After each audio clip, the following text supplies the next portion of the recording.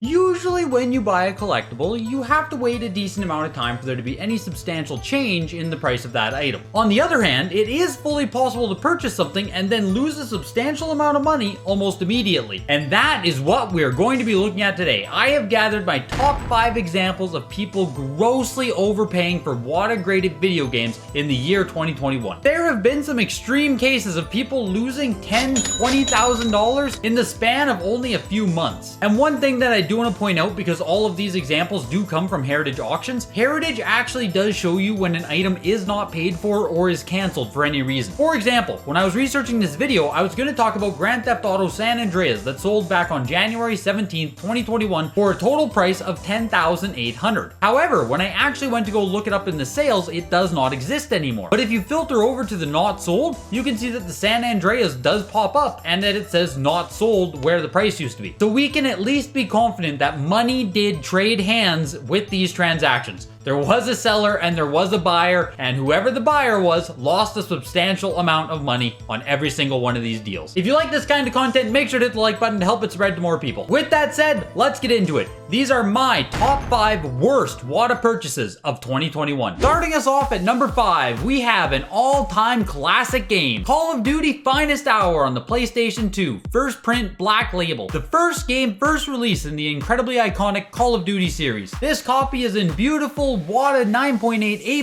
grade, almost the perfect copy, and it's sold for an all-in total price of $22,800, which is insane. When this item first sold for this amount, it was thought of by almost everyone that this was an insane price. And thankfully, the community did not have to wait long to be proven correct on this. This Call of Duty sold August 31st, 2021. And then, only 2 short months later, we see the same Call of Duty game in the same grade sell for only $4,300. For the person who bought this copy at $22,800, that results in a net drop of $18,480, or about 81% of the value. Now really, I'm not going to have great explanations for why the first game sold for so much compared to what it sold for the next time. A lot of these really high prices we're going to see just come from being the first one to market. So that Call of Duty that sold for $20,000 was the first 9.8 A+ to come to market. Therefore, it made a big splash. After that, people talk about it, people send their copies in for grading, and then all of a sudden we have a lot more 9.8 A+s hitting the market, and then that first one isn't nearly as special. But despite how iconic of a franchise Call of Duty might be, it does take our number 5 spot at $22,800 and a net loss of $18,480. The next game we have here comes from none other than the Pokemon franchise, albeit you might not actually recognize this one unless you're a pretty deep Pokemon fan. The title of the game is Polka Park Wii, Pikachu's Adventure, and it's basically a little minigame compilation that was released on the Wii back in 2010. So unless you had a young child or were a young child when this game released, you probably didn't play it. Anyway, we're looking at a 9.8 A++ second print of this game. If we just zoom into the ESRB rating here, you can see that this is the later revision of the ESRB. The earlier version is all black in this portion and the text is white. But this copy of Polka Park Wii also matched the Call of Duty sale. $22,800 total price, which my first thought was absolutely no Wii game should be worth this amount of money, regardless of the title, let alone this random ass Pokemon game. And I know you're looking at this one and you probably think that this is the fakest sale that could possibly happen, but I actually have talked to the guy who sold this game, and as far as I know, he was paid for it. Someone did complete this transaction, and a person out there was paid $23,000 for Polka Park on the Wii. We all just need to take a second and let that sink in.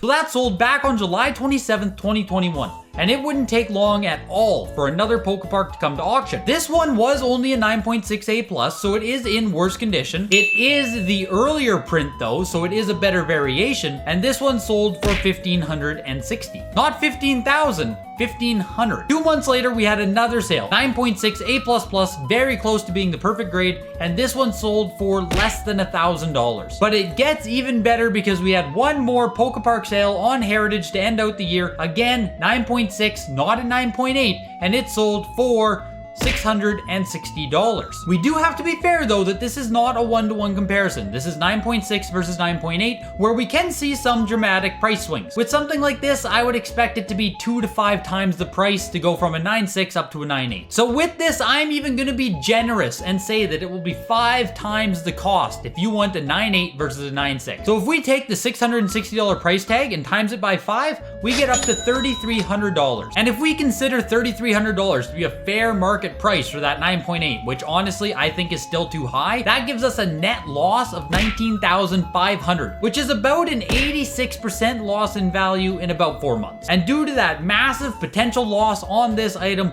Polka Park takes the number 4 spot. Which brings us to the number 3 spot and a game that almost all of you are going to recognize immediately. The Legend of Zelda: Link to the Past, thought to be by many the best entry in the Legend of Zelda series, which is one hell of a title for a game to hold. Obviously, in factory sealed near mint condition, this game is going to be very valuable. I don't think any of us have to argue that. However, with this title, we are seeing another instance where the first to market copy sold for way more than the next one. So at number 3, we have Legend of Zelda: Link to the Past selling for $96,000 back in July. And I will say, when this one sold, it wasn't actually seen as that insane. However, the biggest discovery we all had was that this price might not be replicable. Which brings us to the next sale of this game, which took place exactly 5 months later, where it sold for only $33,600. Now obviously $33,000 is still a lot of money to pay for a sealed Link to the Past on Super Nintendo. However, if we do compare it to the July sale at $96,000,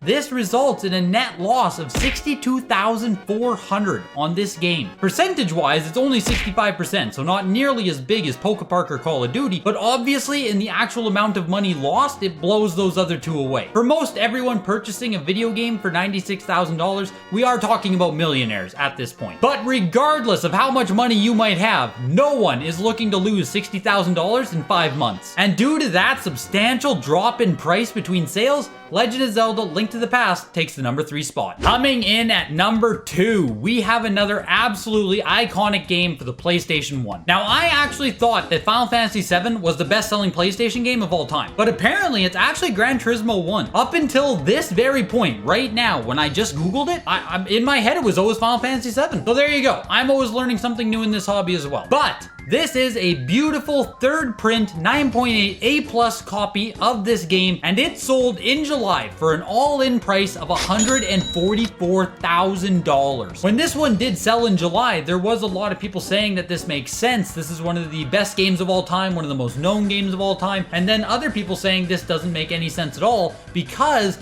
Final Fantasy VII Factory Sealed just isn't that rare of a game. So just really quick, this is the third print of the game that sold for $144,000. Technically, the third print might be the hardest to find. It's still kind of murky on that, but this also should be the least desired copy. This isn't the version that has the misprint, and this isn't the first print. I just want to make that clear because the comparison sales are for different variations, but those variations should be more sought after anyway. With that out of the way, the next time we did see Final Fantasy VII sell, it was a 9.8 A+ again, first production copy of the game, and it sold on golden auctions for $48,000. So we're already down almost $100,000 from the next one that came up for auction. But it does get even worse for old FF7. At the very end of October, we had a 9.8 A++ second print, the misprint version, came up for auction again on Heritage, and it sold for only $33,600, resulting in an expected drop of value of $110,400. As you can see now, the numbers are getting absolutely massive. So for the person who bought this copy for $144,000,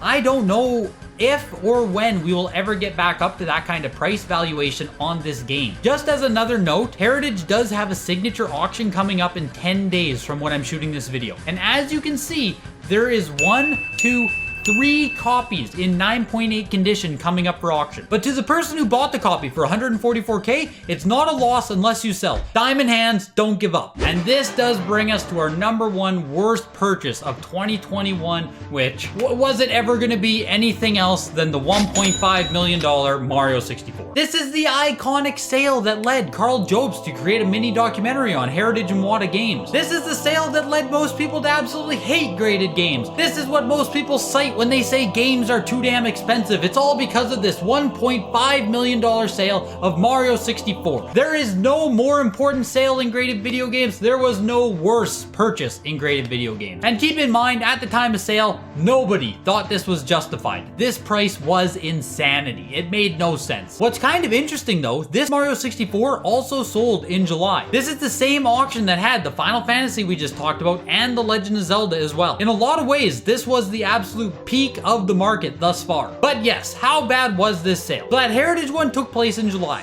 and then just 2 months later on Golden Auctions, we did have a 9.8 A++ come up for auction, and it sold for a price of $799,500, which is incredible. That is an incredible price for a factory sealed Mario 64 in perfect condition. However, in just 2 months, that does result in a price drop of $760,500, which is just insane. Even at the most billionairiest of millionaire levels, that is an insane amount of money to lose if you were the person who paid $1.5 million. And I was saying it with the Final Fantasy, where I don't know if it'll ever get up to that price again. I don't know if we'll ever see Mario 64 sell for over $1 million again. It really will depend how much supply exists out there. I know a ton of people like to speculate that there's a ton of them out there, blah, blah, blah. But until we have actual population reports, until we have more time passed for the population to flesh itself out, we just don't know. It might end up that there's 50 copies in 9.8 A++